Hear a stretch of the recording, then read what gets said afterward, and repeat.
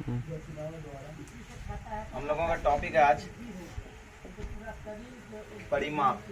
अब देखो परिमाप जो है यहाँ पर, अब ये जरूरी नहीं कि सिर्फ त्रिभुज का परिमाप, किसी भी आकृति परिमाप में उसका डिफिनेशन भी लिखा हुआ है। देखो परिमाप, परिसीमा, परिमिति या परिधि, समझ गए ना। ये सारा जो सारे का मतलब होता है कि हर तरफ का माप।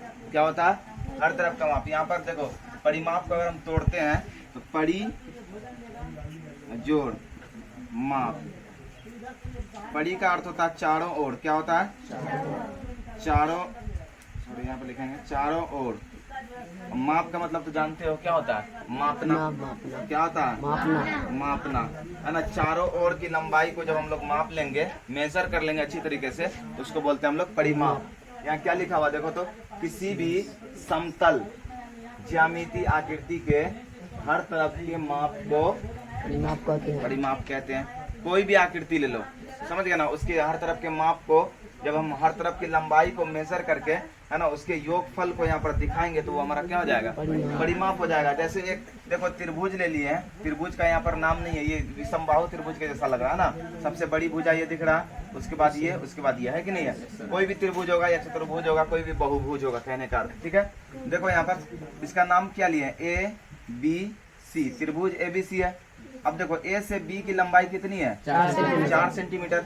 अगर हम B से C आते हैं तो उसकी लंबाई हमको कितना मिलता है? 7 सेंटीमीटर। इसी तरीके से C से A अगर हम जाते हैं तो कितना मिलता है? 6 सेंटीमीटर। अब देखो इसका परिमाप क्या होगा, तो लिख दिए यहाँ पर त्रिभुज ABC का परिमाप, यानी तो लिखेंगे विषमबाहु त्रिभुज ABC का परिमाप। कोई दिक्कत नहीं, सिर्फ त्रिभुज, अगर त्रिभुज कोई भी त्रिभुज है ना तो वहाँ पर लगा सकते हैं हम त्रिभुज। तो देखो यहाँ पर त्रिभुज ABC का परिमाप क्या हो जाएगा? AB plus BC plus AC। ये देखो AB प्लस यहाँ से यहाँ तक BC प्लस, उसके बाद CA कहाँ से आया? यहाँ से यहाँ।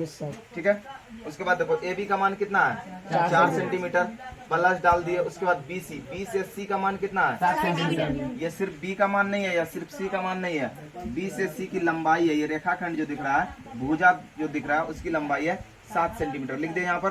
उसके बाद चलो C से A की लंबाई कितनी है? 6 सेंटीमीटर। बिल्कुल सिंपल है ये, है ना, एकदम बच्चा क्लास का। देख लो यहाँ पर 7 4 11 6 17 सेंटीमीटर, ये वाली त्रिभुज का परिमाप हो गया।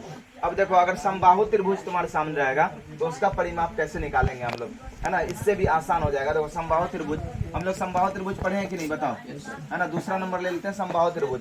समबाहु त्रिभुज का डेफिनेशन ही कहता है कि ऐसा त्रिभुज जिसके प्रत्येक भुजा की लंबाई समान हो और प्रत्येक कोण कितना डिग्री हो? 90 डिग्री हो, 60 डिग्री हो, भूल जाते हो, 60 डिग्री होनी चाहिए। कितना? 60 डिग्री। प्रत्येक कोण कितना डिग्री का हो?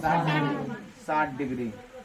देखो इधर, तो प्रत्येक भुजा की लंबाई कितना हो? समान होना चाहिए, 5 होना चाहिए समान। यहाँ पर एक 5 है तो ये भी 5 और ये भी 5। अगर एक 10 है तो ये भी 10 और ये भी 10। अगर जितना मतलब एक भुजा की लंबाई जितना रहेगा, बाकी सब सारे भुजा की लंबाई क्या होगा? नहीं रहेगा। तो समबाहु त्रिभुज का ये हम जान गए कि भुजा की लंबाई, सभी भुजा की लंबाई समान होती है। तो अब देखो लिखे समबाहु त्रिभुज, क्या नाम रखे? PQR। तो PQR का परिमाप। अब देखो समबाहु त्रिभुज का स्पेशल फॉर्मूला लग जाएगा, क्योंकि इसका तीनों भुजा की लंबाई समान ही होता है। 5 5 5 है ना, 5 3 बार है तो 3 गुना 5 लिख सकते हैं ना। इसलिए यहाँ पर लिखा 3 गुना भुजा। कोई एक भुजा को 3 से गुना कर दो, उसका परिमाप आ जाएगा। 3 गुना भुजा हो गया, तो यहाँ पर 3 गुना भुजा कितना है? कोई एक भुजा ले लो, तीनों में से कोई, क्योंकि तीनों तो बराबर ही है ना, तीनों में से कोई एक ले लिया। कितना? 5 सेंटीमीटर है, 3 5 15 सेंटीमीटर। अगर ऐसे नहीं करना है तो फिर यही वाला रूल लगा लो। अगर फॉर्मूला थोड़ा सा हार्ड लग रहा है या थोड़ा सा ऑड लग रहा है तो ये वाला रूल लगाओ। देखो यहाँ पर PQ प्लस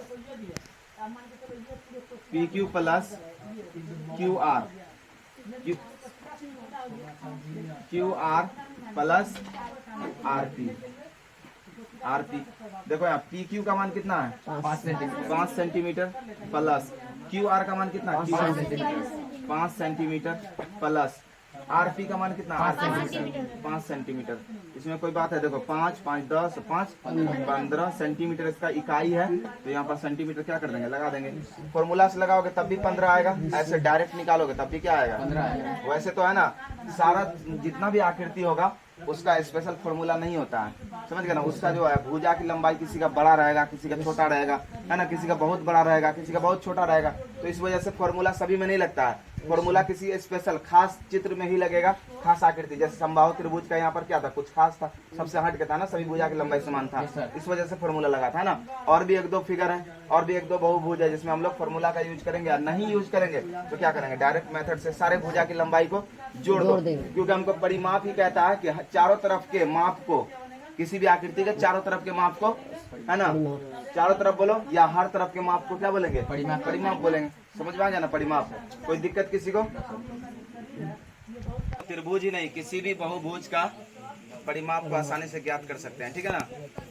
हम लोग त्रिभुज के ऊपर पढ़े हैं, लेकिन अभी देखो कितना भुजा वाला ले लिया, 7 भुजा वाला। कितना भुजा है? इसका नाम है सप्तभुज। अगर स्पेशल नाम लेंगे तो सप्तभुज, नहीं तो ये भी एक बहुभुज है। जैसे त्रिभुज भी एक बहुभुज है, चतुर्भुज भी एक बहुभुज है। 5 भुजा वाला रहेगा वो भी क्या होगा, बहुभुज होगा।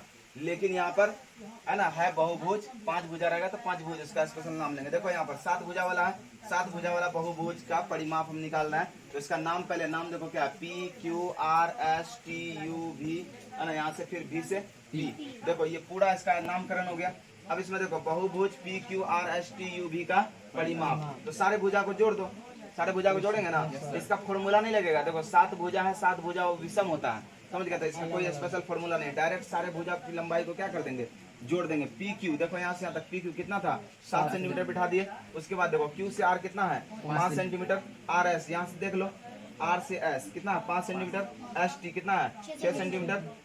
TU कितना है, 6 सेंटीमीटर। UV कितना है, 4 सेंटीमीटर। उसके बाद VP कितना है, सारे का यहाँ से मान, यहाँ से यहाँ तक देखो PQ था, उसका मान बिठा दिए। फिर Q से R था 5, उसका मान वहां पर बिठा दिए। फिर यहाँ पर R से S सारे का मान बिठा के यहाँ पर जोड़ के देखें तो कितना आ रहा है, 40 सेंटीमीटर। इस तरीके से किसी भी बहुभुज का हम लोग परिमाप निकाल सकते हैं। अब देखते हैं, अभी नेक्स्ट एक और आकृति लेते हैं हम लोग, उस पर देखेंगे। देखो ये किस प्रकार का बहुभुज है, इसका भी हम लोग परिमाप जानेंगे। परिमाप अब जो है, अब तुम लोग नहीं भूलना, परिमाप किसी भी प्रकार का बहुभुज हो, किसी भी प्रकार का समतल आकृति हो। हम लोग समतल और जो है, समतल और जो है एक होता है ठोस आकृति, है ना। ठोस आकृति को बोलते हैं हम लोग 3D और समतल को बोलते हैं 2D, है ना। इसको हम लोग जानेंगे नेक्स्ट क्लास में, देखना किस तरीके से। यह है हमारा समतल। समतल आकृति क्या होता है और ठोस आकृति क्या होता है, हम लोग नेक्स्ट क्लास में जानेंगे, अगले क्लास में। देखो ये आकृति ले लिए, कितना भुजा वाला है, सबसे पहले काउंट कर लेते हैं। 1 2 3 4 5 6, 6 भुजा वाला है ना। 6 भुजा वाला एक बहुभुज है। इसको षटभुज भी कह सकते हैं, नहीं तो बहुभुज का नाम दे दिए हैं तो ये भी चलेगा, ठीक है। देखो यहाँ पर बहुभुज क्या है, ABCDEF का परिमाप निकालना है। ABCDEF, है ना, यहाँ तक है बहुभुज, परिमाप निकालना है। अब देखो AB प्लस, सारे भुजा को जोड़ते हैं। परिमाप क्या होता है, चारों तरफ के माप को परिमाप कहते हैं, या हर तरफ के माप को परिमाप कहते हैं ना, उसके योग को। तो यहाँ पर क्या हो जाएगा, AB का मान देखो यहाँ पर AB प्लस, उसके बाद यहाँ से यहाँ तक BC, BC प्लस, प्लस का मतलब जोड़ना है ना। उसके बाद CD कर दिया, उसके बाद D से E, उसके बाद E से F, उसके बाद F से A चलेगा।